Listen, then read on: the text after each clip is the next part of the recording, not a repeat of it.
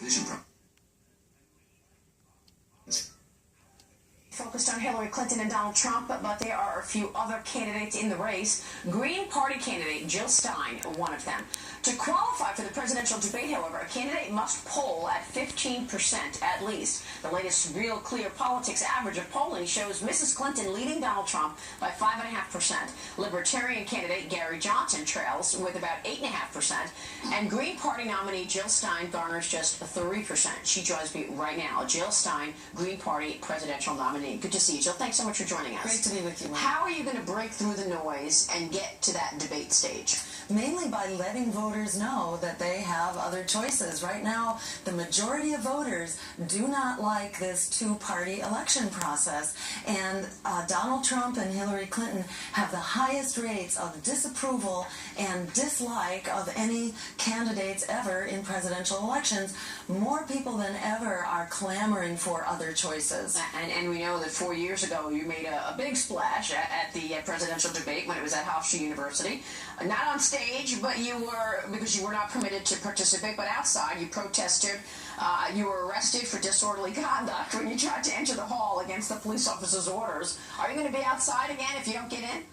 You can be sure that I will, and I won't be alone this time. I think there are a lot of Americans who feel like we not only have a right to vote, we have a right to know who we can vote for, especially in an election where people are tired of being thrown under the bus on jobs, on health care, on student debt, and people are clamoring for more choices. So let's let a real debate be held, and then let's let the American people decide. Let's talk to those people right now. You've got this block of people who are very loyal to Hillary Clinton. You've got another block of people that are loyal to Donald Trump. Then you've got this enormous block in the middle of independents, some of them undecided right now. How are you going to resonate with them? What's your most important policy to speak to those people? Well, we need jobs. You know, instead of sending the jobs overseas, we need jobs. And while Donald Trump may talk about stopping these corporate trade deals, the Trans-Pacific Partnership, he himself has been sending his jobs overseas. So we need jobs here.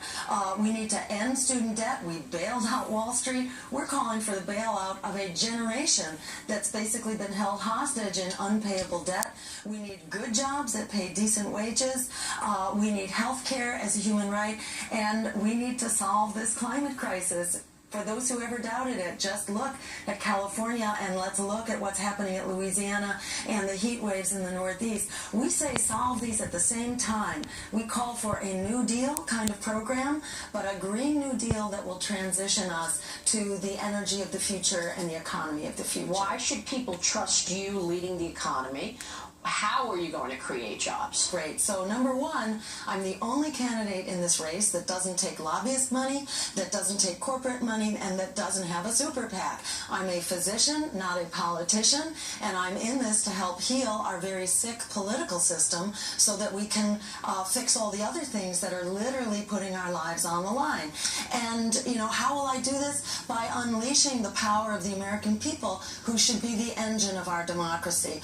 Because I'm not on the payroll of the big banks or the war profiteers, I actually have the liberty to stand up for what the American people are clamoring for. And with an organizer-in-chief in the White House, we can actually mobilize the public support to instruct our elected representatives who should be representing us, not the big money interests whom they've been taking marching orders from. What industry do you think is most poised to see job creation under your leadership?